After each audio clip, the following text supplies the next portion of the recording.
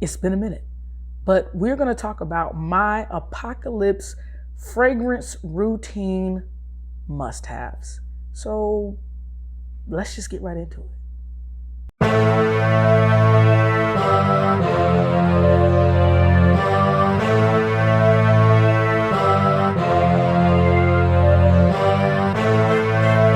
All right, so listen.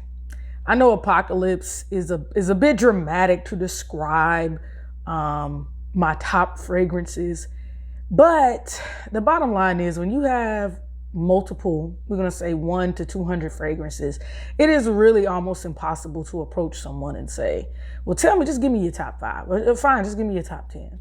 I mean, there's so many things to consider. So today's breakdown is mainly gonna focus on what my routine is and what I must have to walk out of the door to complete my fragrance experience each day. And when I tell you what my top fragrances, or at least my must-haves are, it's going to be broken down in a certain type of way, and you all will see what I mean. But I'm not going to hold you. So let's just get straight to it. All right. So when I take a shower, some people will say, well, you know, I like to get the full experience of the fragrance, so I use non-scented soap. No, sir, ma'am. Coming in first, we have some good old Irish spray. And this happens to be the Icy Blast flavor. I'll even do regular, the OG. I'm not beyond using a little zest, but the bottom line is I'm just trying to give you guys a little bit of insight on what I do every day and what my fragrance routine is and what I need to have if there is an apocalypse. And I'm definitely gonna need soap because I wash my ass.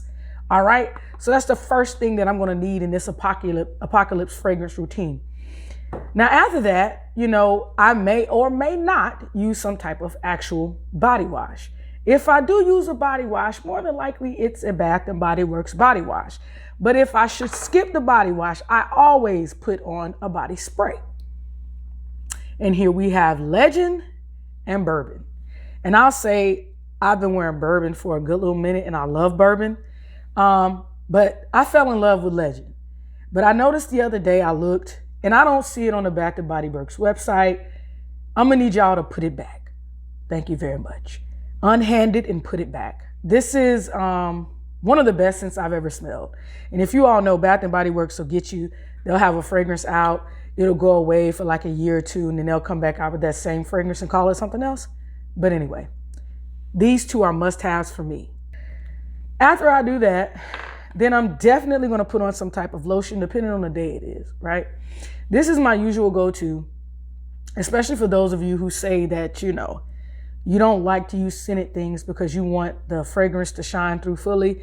I say, meh, I don't care. So I'll use this just because of my skin type. It seems to moisturize it a little bit better. And they do say you should put on some type of lotion to make sure that your skin is moisturized, that the fragrance will take better to your skin. But I discovered this Leather and Brandy at Bath & Body Works as well. So sometimes I'll put this on.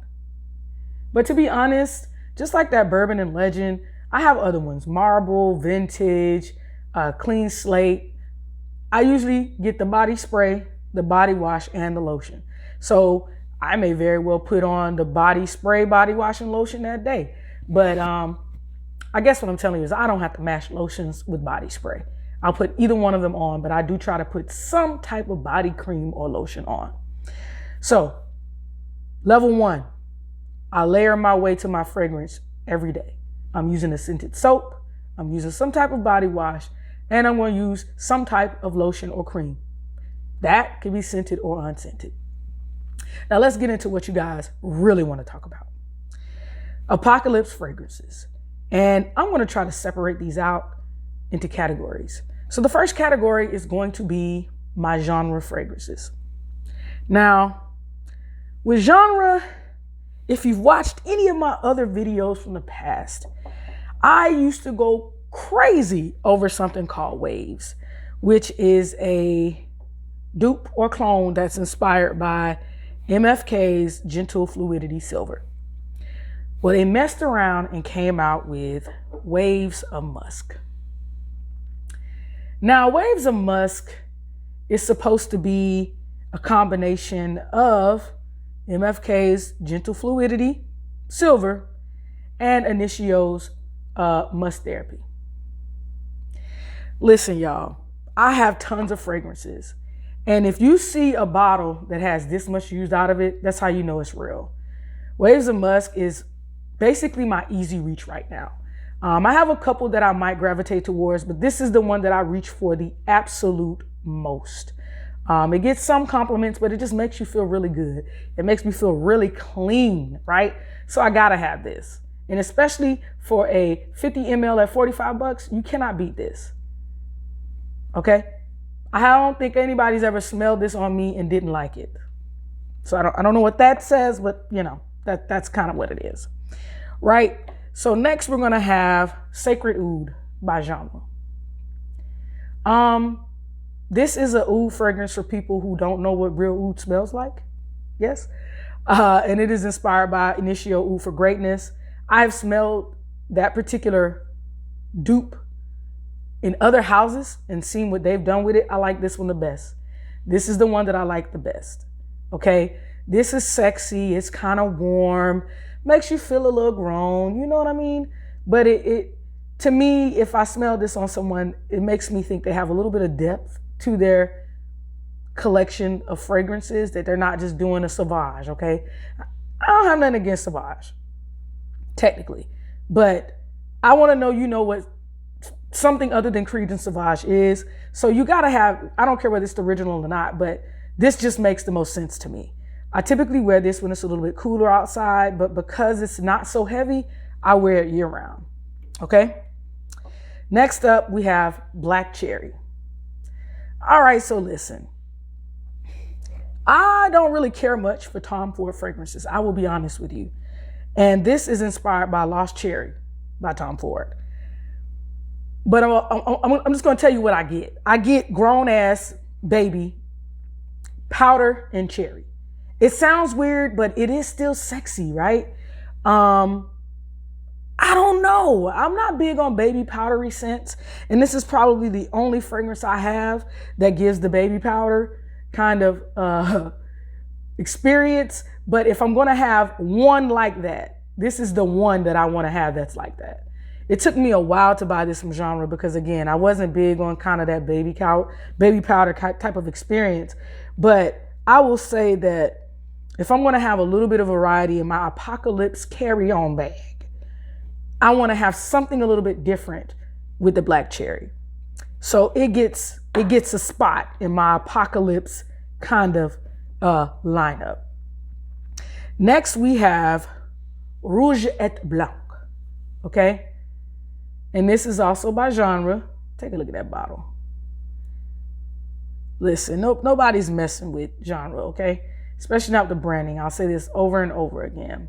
And because I don't want to hold you too long, this is considered to be an original creation.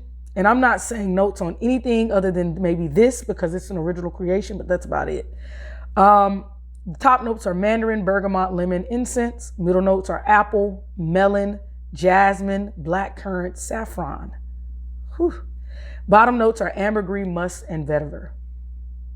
And this really is that kind of ambergris feel, but it's fruity, but not like sweet fruit, Jolly Rancher type vibe. It's like that melon and that apple. You really smell it in here. Whew. I wear this by itself, but I also use this a lot to layer with. I don't know. I just feel like it gives me that nice, free, bright energy I need sometimes. Before I even know what I want to wear, I just go ahead and spray it on, and then I may add something on top of it. But I'll tell you right now, this definitely goes in my bag of Apocalypse must-haves. Rouge Et Blanc. Next up, we have one of the three, but there will be four, currently offered perfume serums by Genre Parfums, and that is Almond Musk. The bottom line is, I need this in my life at all times, okay? The serums are like oils. Take this dropper out, rub it on your hands. I put it in my hair, in my locks. And if I want to layer it with something else, even though I don't have to, I'll dab my fingertips, hit the neck, hit the inside of the wrist, maybe rub it in a little bit in those little pulse points and spots. But it's absolutely needed. And this is inspired by, I believe, Killian Rolling in Love. I had never smelled that before. People might say it's a little bit feminine, but to me it's not. It's completely unisex. And it gives you those kind of almond milk, tonka bean like type vibes. And it's very sensual. So I don't think I could see myself living without this. All right, let's keep it rolling. And the last one from genre is going to be Extrait. So I was hearing about Baccarat Rouge 540 for a very long time, but I had not smelled it. And to be honest, I tried it at several other houses first before I gave genres a try. This is clutch. If you like the smell or the scent, you have to get this. I have tried several other houses, and this is the only house where I can say that it is consistent. It smells absolutely delicious. Over time, it doesn't start smelling different. No shade, y'all know who I'm talking about. But with the bottle, the atomizers, you see how snug that was? That's what I'm talking about. You don't have to worry about taking this off and it falling on the ground when you try to pick it up by the bottle or something like that. Don't get me started on genre, the quality and the branding. But this smells so good. Usually the people who go the craziest for it that I know are the ones who have quite never smelled it. And this is the first time they've smelled this. You couldn't pay them to go and buy the original version. And I think for those of you who are searching high and low at some of the dupes to find this, the perfect, right, variation of this that is, a clone, you need to start here. I dare you to try Genre's Extrait, which is the Baccarat Rouge 540 Extrait dupe. I dare you to find it. I just dare you to try it. Just give it a try. And their 30 mLs are $25. What the hell are you going to lose? You can get a 5 ml sample for $4 or a 10 ml sample for $10. I dare you to try it. So wrapping up my genres, apocalypse fragrances, I'm going to say Extrait is a must-have. Now we're going to move on to another house because I don't want to hold you. The next house is going to be Dua. So again, when you have hundreds of fragrances, it is almost impossible to tell someone to narrow it down. And I have a ton of Dua fragrances as well.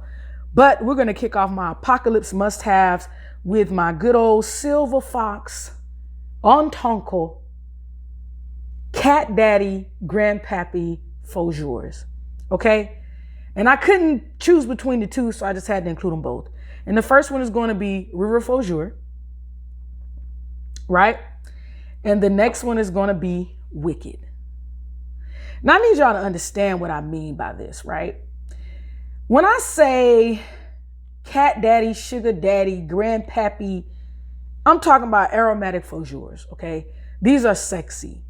And usually I'll say anybody can wear anything. That's kind of how I do feel. No, everybody just can't wear these. Everybody can't wear these, okay? If you want to smell like you might forget to take your vitamins sometimes, but you still work out 3 days a week, your clothes fit, and you got a salt and pepper beard, I'm just saying, you want one of these. River Fougère is inspired by Rive Gauche, okay? YSL, the original formulation, and I will give Dua credit for that. They are known for remaking original formulations. And Wicked is inspired by Scandal pour Homme by Rouge Et Parfums. It's something about smelling like old sexy uncle that does it for me. My dating range is 35 to 50. You need these. You need these. So those are going to be my fougères, aromatic fougères. And I just feel like you need those in your life, right? All right, next up is going to be Poseidon's legendary Chariot by Dua. Okay? And this is a fruity chapeur. Yeah, I don't know if I'm saying that right or not. But it is inspired by a mixture of Aventus Creed, Percival by Parfums de Marly, and Leighton by Parfums de Marly. This is an easy reach. Anytime you look at any of my bottles and you see they look like this, that means that I'm reaching for them. It smells exquisite, okay? It does give the mass appealing type of vibe. I don't care. I do have several fragrances that are quite mass appealing, but they just have a little bit more complexity to them that make them extra sexy. So like that Waves of Musk I had, I can literally pick up this Poseidon's Legendary Chariot, and I could put it on when I don't really want to think about what I'm wearing that day, right? So that's why this gets included. All right, next up, we have these two. Boomski Pour Homme and One and Only Luminous by Dua. And the reason why I'm having these two, I'm showing you these two together is because I don't know why, but I think when I ordered samples of these, I got them together and so I layered them together. So now, not saying they can't be worn separately, but I only wear these two layered together. All right. So One and Only Luminous is an amber woody. Boomski Pour Homme is considered a woody aromatic. And this one, the One and Only Luminous, is inspired by the One Luminous Night by Dolce & Gabbana. And Boomski Pour Homme is inspired by Amorous Home by MFK. And this is not like Gentle Fluidity Silver, but it gives you those same type of vibes, okay? The woody aromatic type of vibes. So I love wearing these two together. Be prepared when you wear something like this that people are going to want to talk to you and they're going to want to know what you're wearing. And you're not going to want to tell them. The reason you're not going to want to tell them is because both of the names are long as hell. And you're going to have to write it down or have them pull up their phone. It's complicated to discuss, but the scent is nice and complex together. So, don't really care how you feel about that. But these do it for me. So they are included in my Apocalypse fragrance must-have lineup. Next up, Casino Royale's Chariot. And I think when I started shopping with Dua a couple of years ago, this was one of the very first fragrances that I purchased. And this is a combination of Leighton by Parfum de Marly and Baccarat Rouge 540 Extrait by MFK, right? So as you can see, I kind of do have a style that I like a lot, but that's only because it's very, very easy to wear. Garnish compliments, even though I don't really look for the compliments. They do kind of make you feel some type of way when you get them. But again, I think this is my second bottle of this and I still have a dent in it. So I told you it definitely is significant when you see me using this much of any fragrance, just because I literally wear a different scent every day. And this is real sexy. My dad actually smelled this and I ended up getting him a couple bottles of this. So Casino Royale's Chariot, you cannot lose with this. You cannot. This is also an easy reach. Last but not least, from Dua, shout out to them. They made some improvements. All of these other bottles I showed you are the older bottles. They have upgraded the top and the atomizer, thank God. Because I mean, the spray on these things are much, much better. It's Savage's Electrique Elixir. And this is inspired by L'Homme Bleu Electrique by YSL and Sauvage Elixir by Dior. I have never in my life owned Sauvage. You will never see me buy any Dior Sauvage. I don't care what version of it is. I don't care what the oil concentration it is. You will not see me buy Sauvage because so many people have it. And I have so many other fragrances that I respect and love to wear. I don't need that one, okay? But this is very sexy. It is a mass appealing type of fragrance. I'm sure if you smelled a few different fragrances in your collection, they're gonna probably smell like this, but it'll take a couple of them to do it. This is so easy to wear. And I actually just ordered this sample a few weeks ago. That was the first time I smelled this particular scent or combination from Dua. And so I ordered a bottle and technically I put it on my birthday list. So I'm gonna have 2 bottles. But this came in and I literally wore it yesterday, which was a Saturday. I had a lot of errands to run. And I went and picked up me old sandwich from McDonald's and someone asked me what I was wearing. I left there and I needed to get my car washed. And at a certain point, when you get your car washed where I go, you have to get out of your vehicle and sit outside. And when I walked by, a gentleman said, "I'm sorry, I just have to ask, what are you wearing?" This one garners a lot of compliments. A lot of compliments. And I don't know what it is about it. This is considered an aromatic spicy. So this is like but not quite granddaddy. But I still go to the club.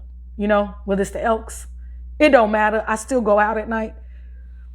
But this is very, very easy to wear. So I had to add it because I already know I'm going to probably wear this for the rest of my life.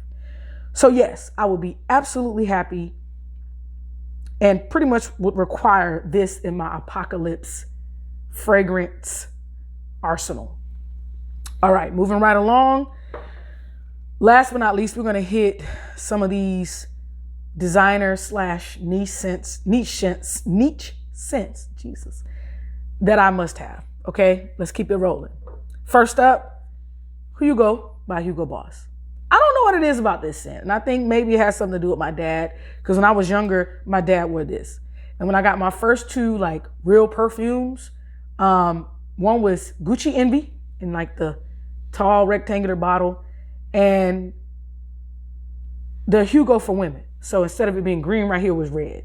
So the women's version was one of the very first scents that I ever wore, and I loved it. And if you ask me, they smell different, but not that different. They have the same DNA. So this will forever have a nice place in my heart, and it actually smells delicious, okay? I love it. So go check this out. I think you can still buy this in the stores. Next up, we're gonna have Varvatos Artisan Acqua. Now, there are a lot of different flagships of the Varvatos fragrances. I think I was at my good Jude's, Megan's house, and I think she had the black one or something like that. And so that's how I found out about the brand. And when I bought the black one, I was like, I like it, but not so much. And I don't know, I think I ran across this in a mall kiosk many, many years ago. And I looked it up. I used to wear it a lot. As you notice, I told you, when you see I have stuff in here and it's this low, that means I actually wear it for all the fragrances I have. It's about right here. And I happened to find someone in a group that was willing to sell or trade a full bottle of this. And I bought it because I don't think you can buy this anymore. I don't know. You might still be able to find it on like eBay or something, but this is one of those $30, $40 fragrances that I used to love to wear, especially when I went into the office every day. And this is, again, slightly powdery, but not too much, but it's an aquatic. So Varvatos Artisan Acqua goes on my apocalypse must-have fragrance rotation list. All right, moving along. Somebody bought me this. I smelled this in one of those beauty stores one time, and she who shall not be named went ahead and got this, but I really like it. It's very sweet to me. I don't know if you can see that, but I've been using it a little bit there. And this is Paco Rabanne's 1 million, but the Parfum. Listen, this is easy to find. I'll say if you can get the Parfum one, get that version. I think I smelled another one. I didn't like it, but this is kind of sexy. And believe it or not, it actually makes my apocalypse must-have list because it's that, again, mass appealing type of scent. If I had to smell like this for 5 days in a row, I wouldn't get sick of myself. And I think it has, it's nice and well-rounded. We'll just say that. Okay, almost done. Next up, my Creed Viking.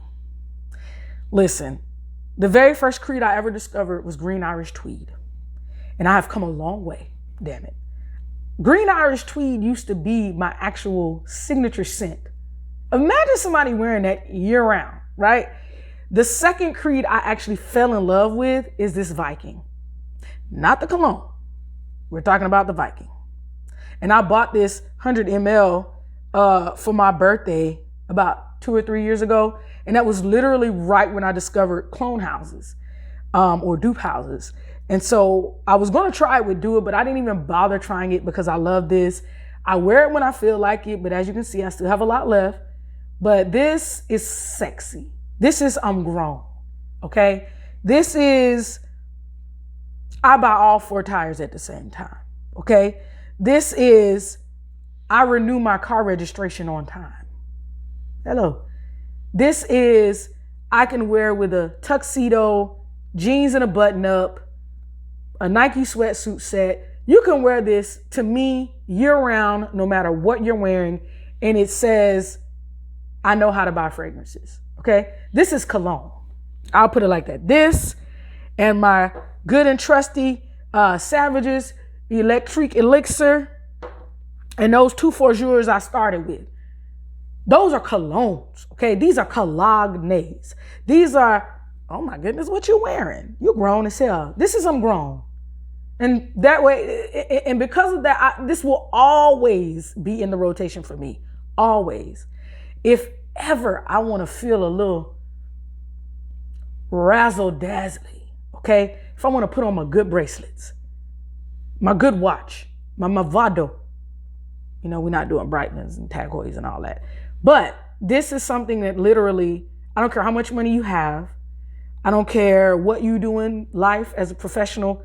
You put this on and all they care about is what you have on, to me. They may not ask you, you know, someone may not walk up to you and ask you what you're wearing when you wear this, but to me, it demands respect. So, Cree Viking. And we almost done.